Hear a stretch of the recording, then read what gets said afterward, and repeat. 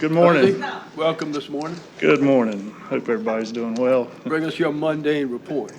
I got it. It's longer than Ms. Collins, that's for sure, but I hope you find it enjoyable. It's been 5 years since I've been up here doing this. I did it in 2020, presenting the results. I got a lot of people to thank to get to this point. It's a lot of work, thousands of man hours. But to respect everyone's time, I'm just going to say thank you. And they know who they are.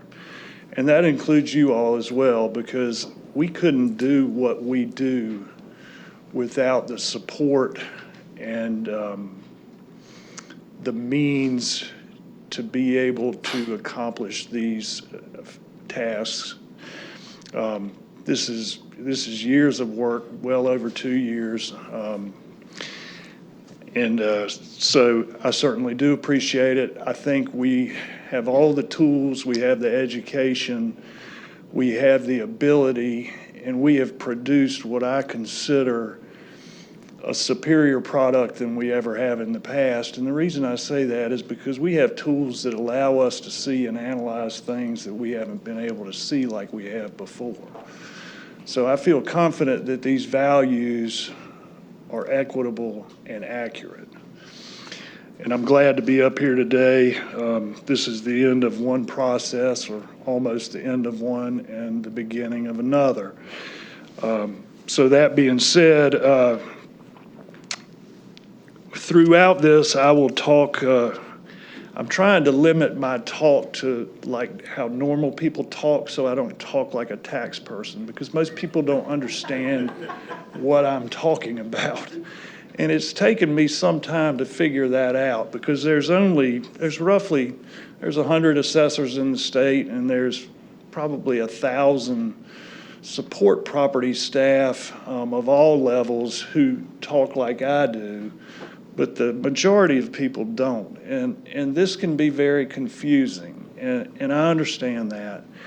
And so I've tried to make it more understandable. I began to look in preparation for this, and I didn't prepare this. I kind of advised on how to prepare. But I'm fortunate to have a great staff who are skilled in different things, and so I can rely on them to do these things. I'll talk about appraisal terminology from time to time, and I need Dorothy and her team to help me make people understand, because she will say, Hosea, what exactly are you talking about? And I understand that. So the term revaluation. Thank you, Dorothy. So I'll present the results. In looking at the last presentation, it was filled with data. And if I remember correctly, it was an evening meeting. I think I stood up here and talked for well over an hour about statistics. And after a while, I mean, they're very meaningful statistics, but they don't really explain the process. And I believe that we owe it to our taxpayers to be able to explain what we do and why we do it and why we have to do it and how we do it. And if you don't agree with it, then there's a way that you can address that. And in the past, we haven't done a very good job of explaining that. So this presentation is completely different than the past presentations regarding revaluations. So all that said, I'll just go into it now. So the 2025 revaluation, it's 5 years since our last one in 2020. Now, there's a lot that's gone on in the last 5 years. So when we think about where we were and where we've been, it's really quite interesting. So what is a revaluation? Revaluation, and before I even start, I will use the term reappraisal and revaluation. They are the same.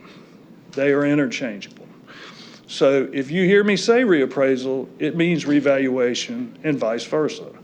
So that's one thing I don't want to confuse anyone. And I think clarity is the key to this presentation. And I think I can point out some very interesting things. And, I'm not going to, obviously, our tax base estimate increases are significant. We knew that. That's no surprise to anyone, really. But so I'll just go into the presentation. If you have any questions, stop me. And I'll try to get back on track. I'm not going to guarantee it, but I'll do my best. So what is a revaluation?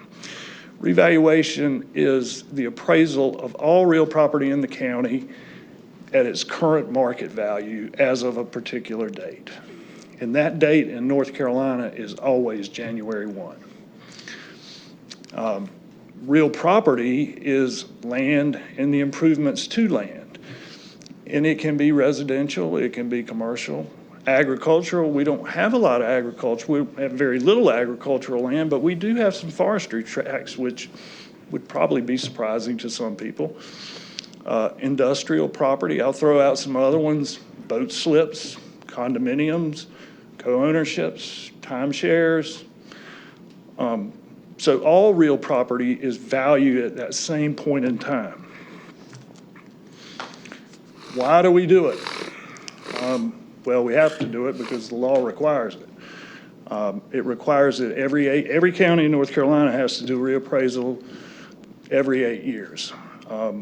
Our current cycle is 5 years. And over time, I think 8 years is, certain statutes are somewhat antiquated. But I think the common consensus now is more frequent reappraisals. And that is why we moved to a 5-year cycle. I really believe that the 4-year cycle is the most accurate for the markets that we have in our market activity. But the second point is really the most important reason we do it. It distributes the tax burden equitably across the entire tax base, with everything brought to current market value. What's market value? Market value is the most probable price that a property will bring in an open and competitive market. It's an arm's length transaction between buyers and sellers. It's not distressed sales, it's not short sales, it is a willing buyer-seller transaction. And that is what we have to consider. The next point is very important, and some of these slides are a little wordy, and I probably won't read them verbatim, but over time, properties change in value. Most of them do, but they change at different rates, depending on where they are. And that is a common theme throughout this presentation. Next slide. We don't create market value. Some people would argue that we do, but we don't. We only analyze market trends, market activity, market sales, patterns in the market, and we apply those sales characteristics to unsold properties. That's the key to what we do, and that is a very difficult challenge. Buyers and sellers create markets. Their motivations create markets. When will it occur? Well, the revaluation became effective January 1 of 2025. When will people be notified of their value? By the end of this month, we will send value notices to all Dare County property owners. And they will contain the assessed value of the property that reflects the current market value as of January 1. And these new assessed values, they will be used to calculate tax bills until the next revaluation. 3 steps to revaluation. Now, our schedule of values has more steps than this, and it's a very detailed, lengthy document that is basically an encyclopedia of how we bring our current market to January 1, 2025. How do we get these properties from this value to what they sold for? So collection of physical characteristics. Now, this is not something we go out and measure all properties at one time and look at all of them. I mean, this is something that is compiled over time with building permits. We've got to know the property to be able to appraise it. We've got to see it. So the next step, we analyze sales of properties to determine these trends I'm talking about. What's going on in the market? Where is it going on in the market? Things like that. Then we developed the schedule of values, the document I referred to. You know, we had, I think, 3 meetings prior to this one: the presentation of the schedule of values, the public hearing for the schedule of values, and then the adoption of the schedule of values. Well, the schedule of values is what is used to reach the culmination of where we are now, because all these property characteristics for all these parcels are applied to this new schedule, and the value is as such. Why do we do it this way?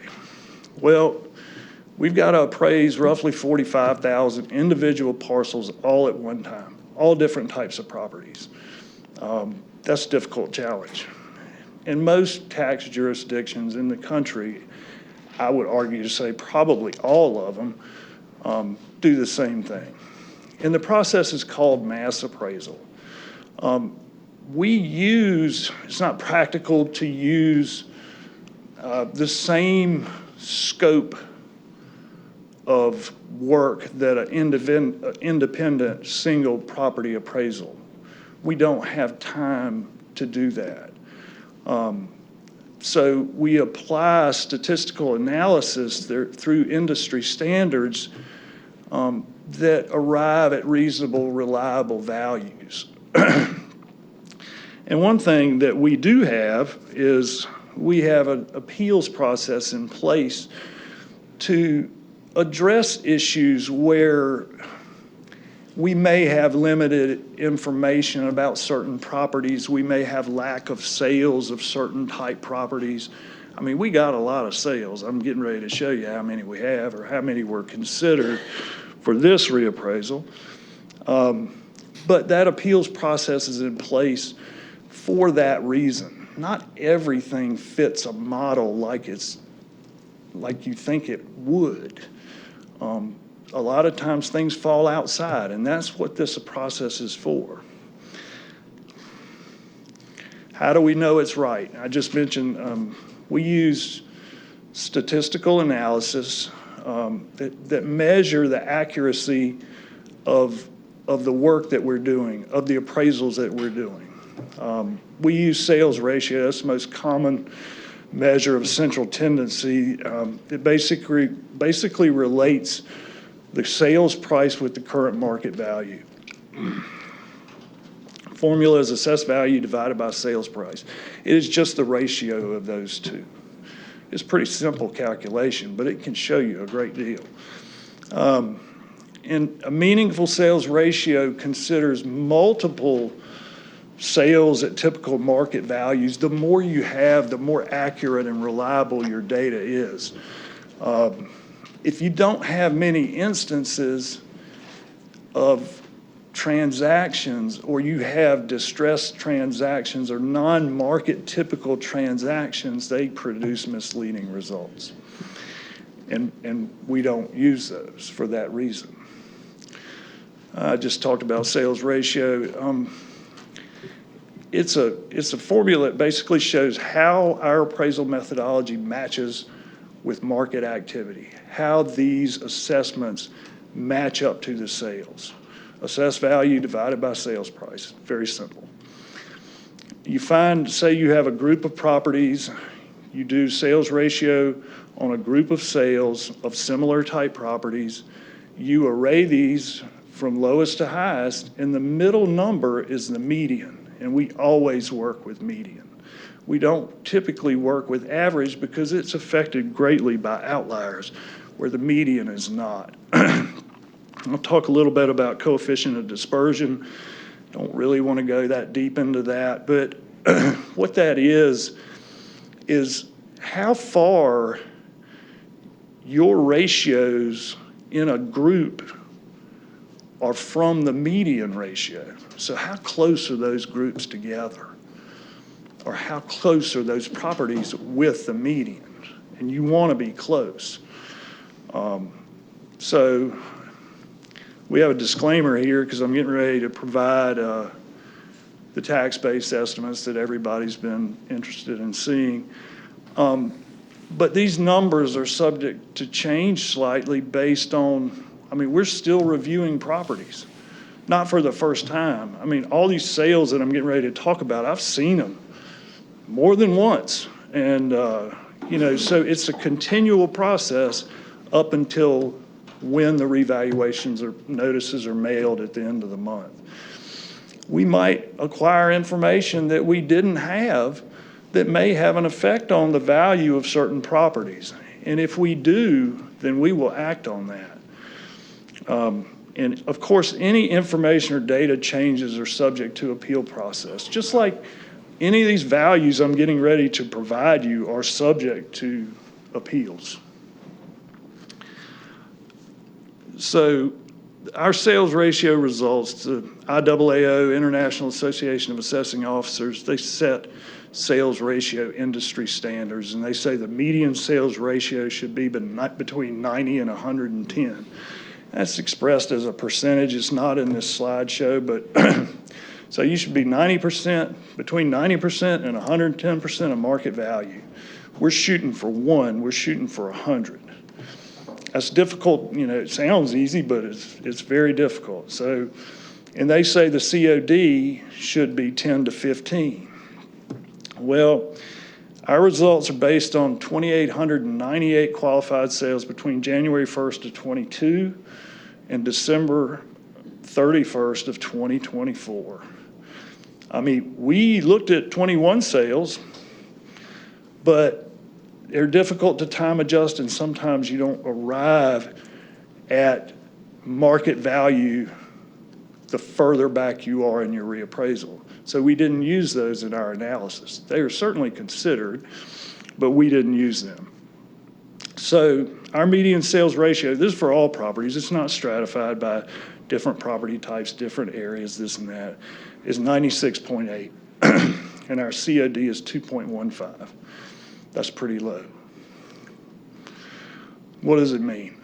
A median sales ratio close to 100 means we pretty much achieved market value with our appraisal methodologies. Low COD indicates that our sales ratios are grouped really close to the median ratio, which means our assessments are consistent. They're both important because it measures level of appraisal and accuracy of appraisal.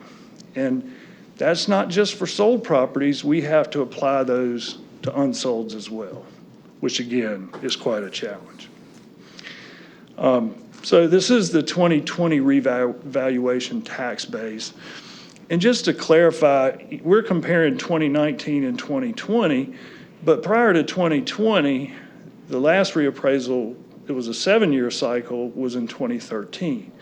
So these numbers and the countywide change in the tax base didn't all happen in 1 year. That's a misconception that a lot of people have. How did the values go from this to this in 1 year? Well, they didn't. It's a process over time. So in 2019, our tax base was $12.6 billion. In 2020, after that reappraisal, it was $15.9 billion. And the overall aggregate increase was 26%. So the 2025 tax base estimate, when we mail notices at the end of this month, the 24 base is $16.4 billion.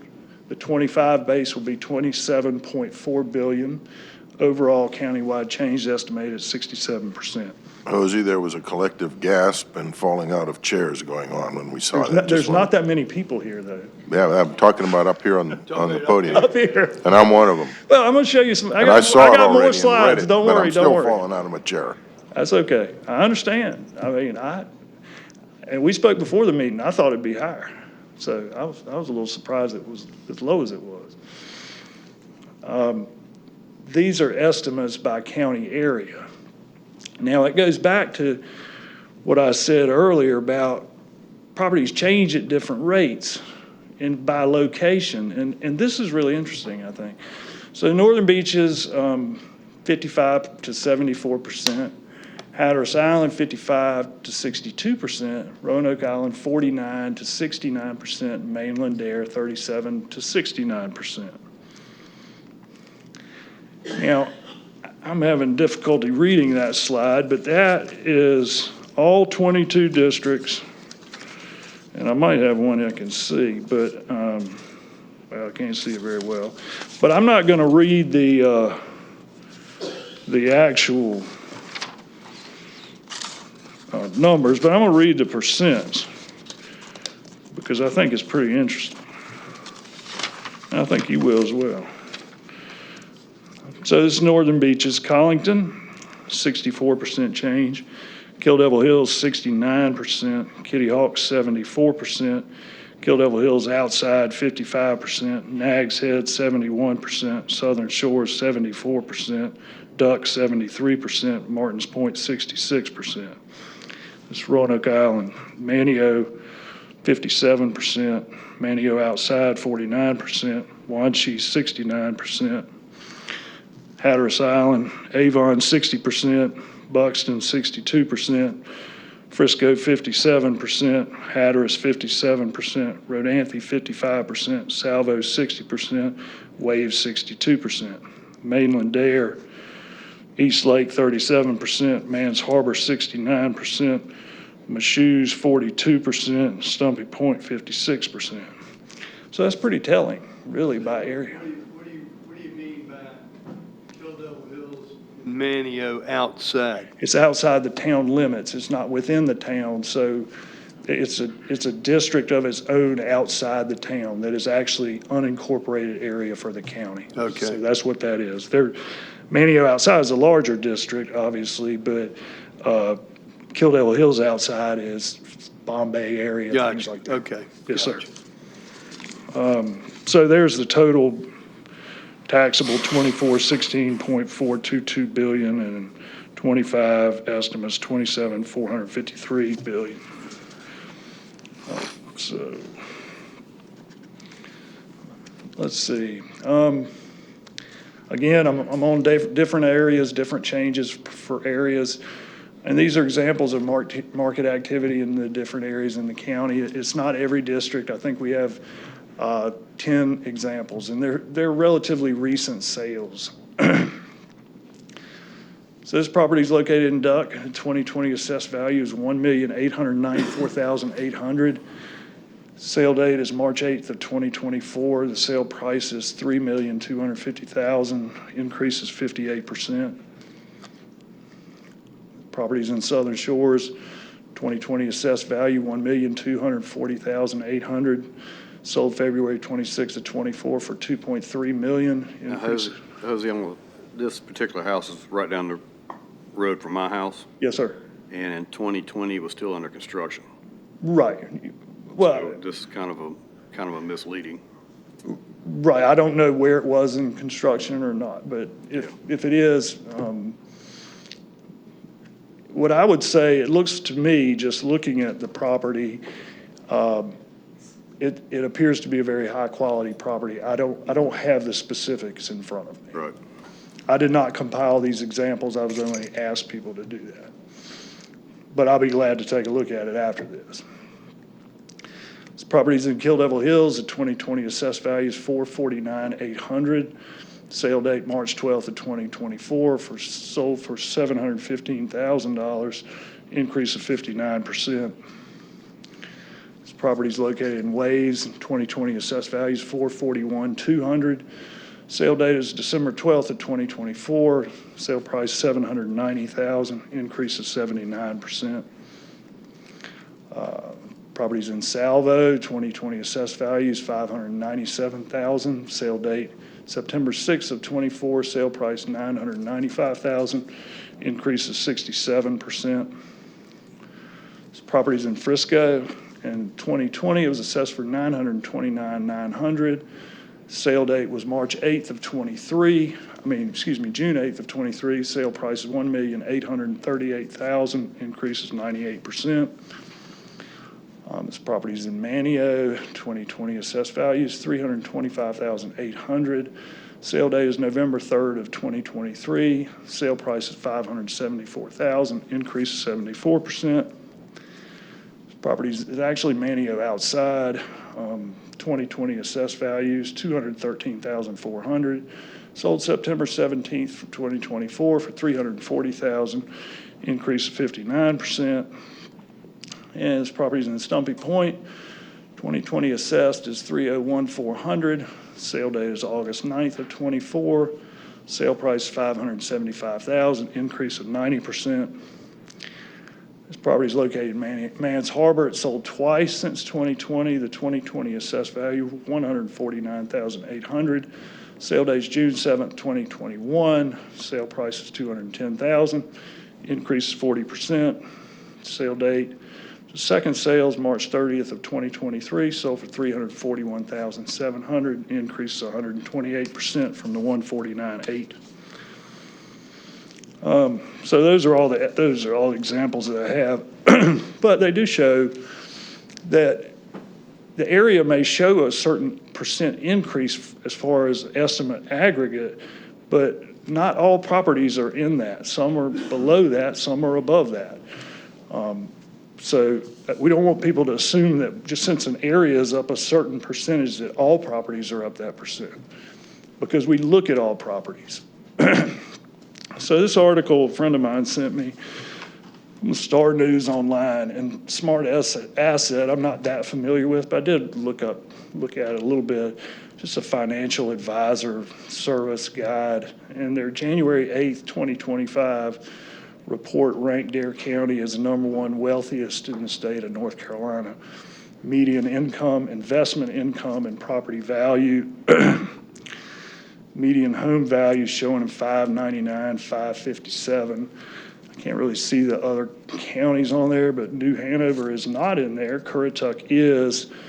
And, you also have to consider the makeup of our properties too. I mean, we have a large group of vacation rental houses that are typically relatively large, and that would have an effect on that. So still, that is interesting. And the next two slides, Donna was gracious enough to let us pirate them for our presentation. I think she presented this last month's board meeting. And these are the median home prices for the years 2020 to 2024. 2020 is difficult to see, it's $381,500. And then it goes, and that's indicative of what happened in 21 and 22 after the pandemic. It went to I think it's 466. I can't quite see it, but 462, thank you. And then it went to 569, and then there are more modest increases in 23 and 24. And that's exactly what we've seen in our analysis. It's just another way to look at it. And this is also from their Community Housing Task Force, shows the percent increase by year. And if you look from 2020, which is about 12, almost 13%, 21 and 22, I mean, those numbers are unprecedented. So for 21%, 23%, and then it slows in 23 and 24. So those are interesting, and our data shows the same thing. So these are other counties that reappraised in 25 in North Carolina. And what this shows is that this is not just a phenomenon here. It is all over the state of North Carolina, and I would venture to say is all over the country.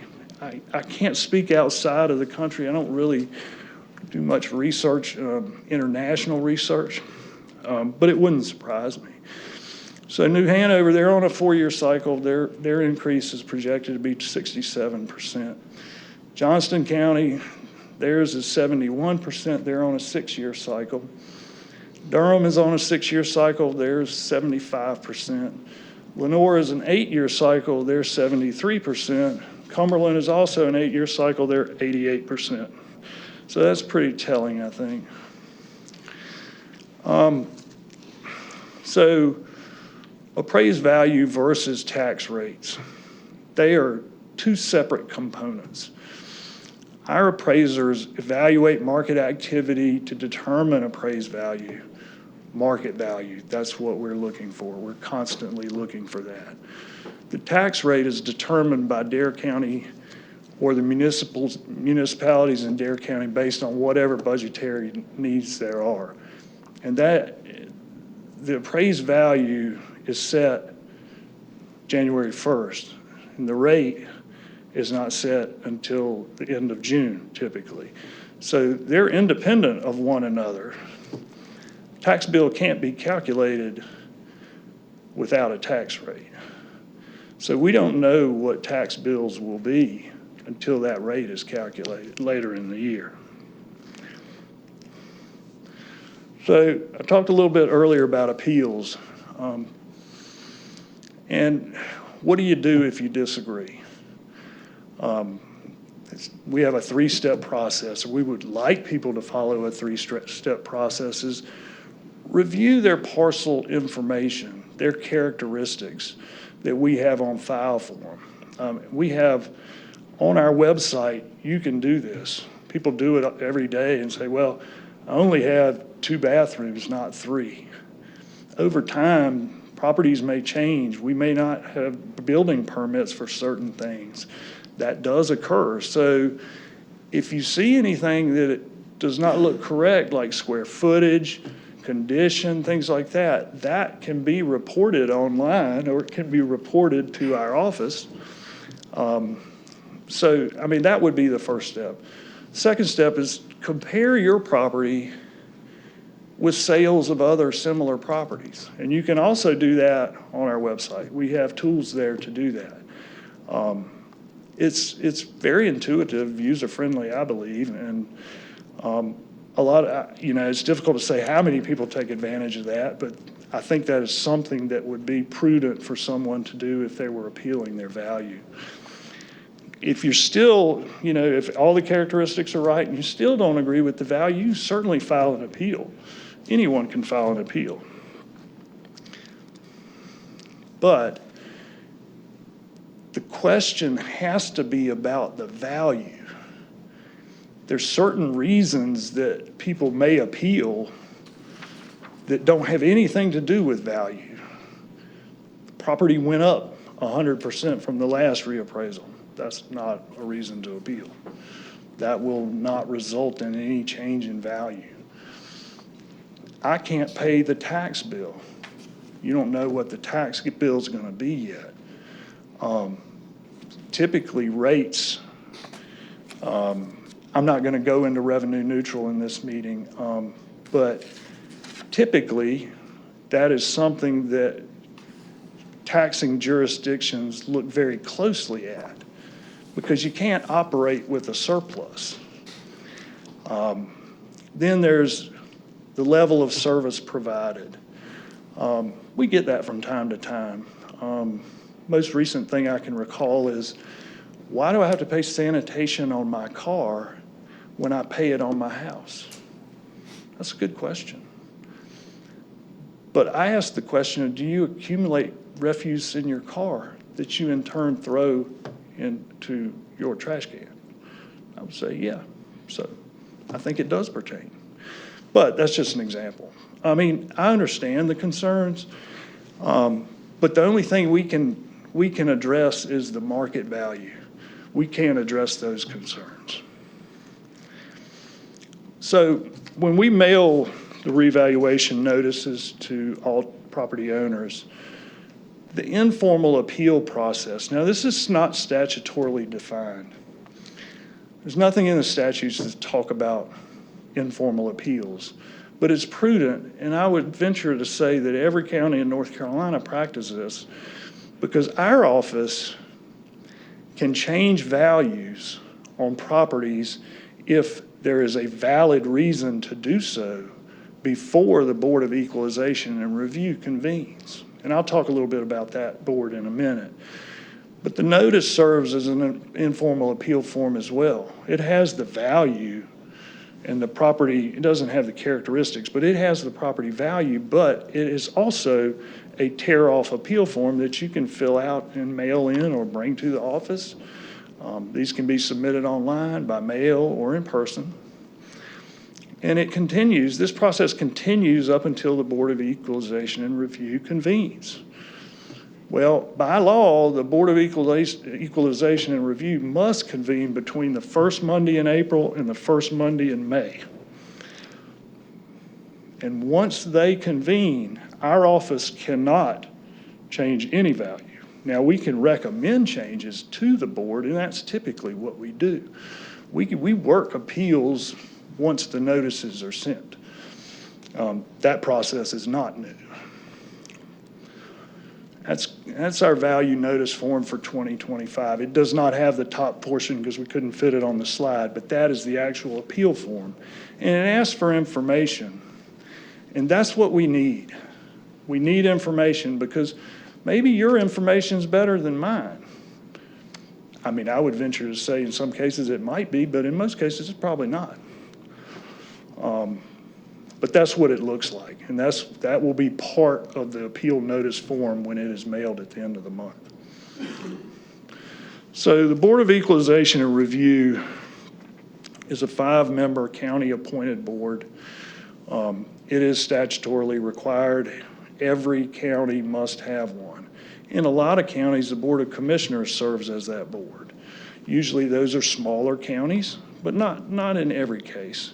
Larger counties have multiple boards of equalization and review. Wake County, I'm not sure how many Wake has, but I mean, you consider the number of parcels they have, and they have quite a few appeals to deal with.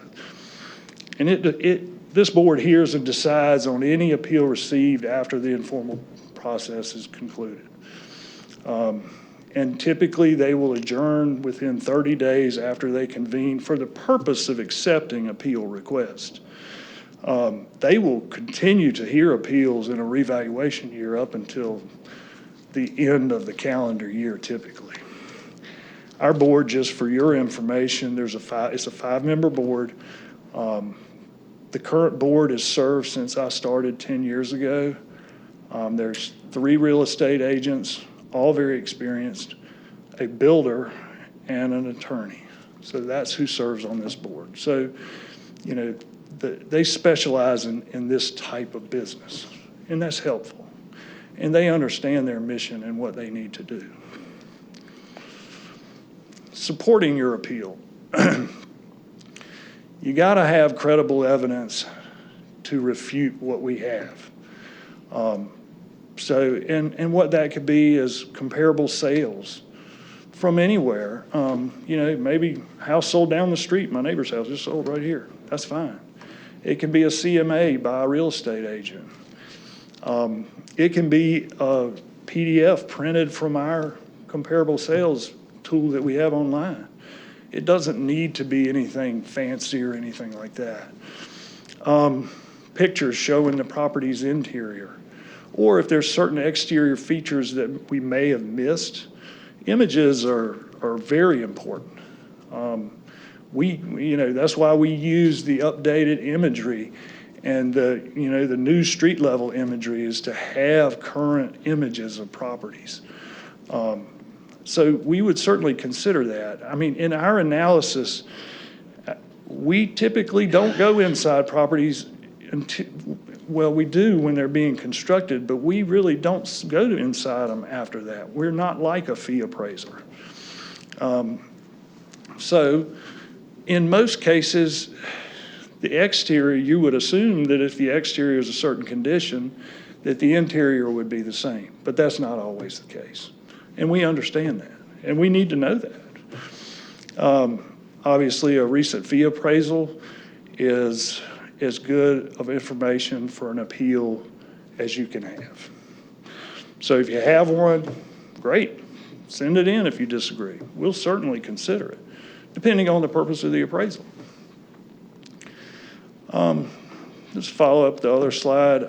If you see things that are wrong, whether it be square footage, the condition, or anything with the characteristics of the property online, we just need to know that, and we can adjust those to accurately depict what the property actually is, and that's what we want to do. But appeals have to be based on value, not change in value or what the anticipated tax increase may be. So, when I talk to people about appealing, I'm saying, don't talk about taxes, because that's not what we're here to talk about. We're here to talk about value. And we try to advise people that way. So these are some key dates. Obviously, the effective date is January 1, 2025. We will mail notices by the end of this month. The Board of Equalization will convene between April 7th and May 5th.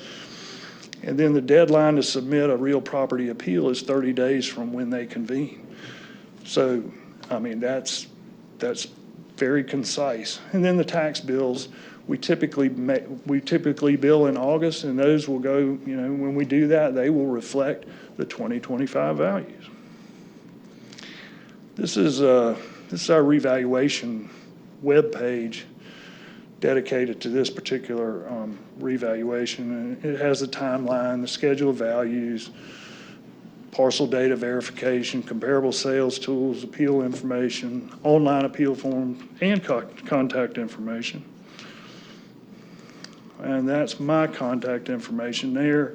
That's the last of my slides. One thing I will offer is that I was reading an article on Durham County's revaluation. They mailed notices last week, I think, and we intend to have informational meetings set up in different areas where people can come and ask questions in an informal environment and talk to an appraiser and look at sales and look at how we arrived at that value to see if they want to appeal or not. Because they may not know, or they may not be able to go on our website and use it. We certainly recognize that there are those that might not be able to do that. So we don't have a schedule for that set at this point, but that is something that we will be doing. So all that said, I know that's a lot of information. I'll be happy to entertain any questions anybody might have. Thank you. Hosea, certainly a lot of work going into this. I'll yield to my fellow commissioners if they have any questions. Sounds like you've answered all their questions and concerns.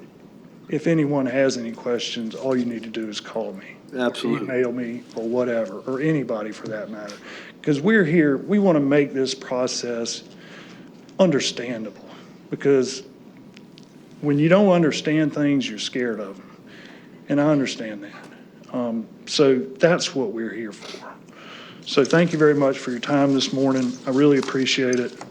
Appreciate all the work that's gone into that. And everybody will be receiving notices sometime at the end of this month. Thank you, Hosea. Appreciate you.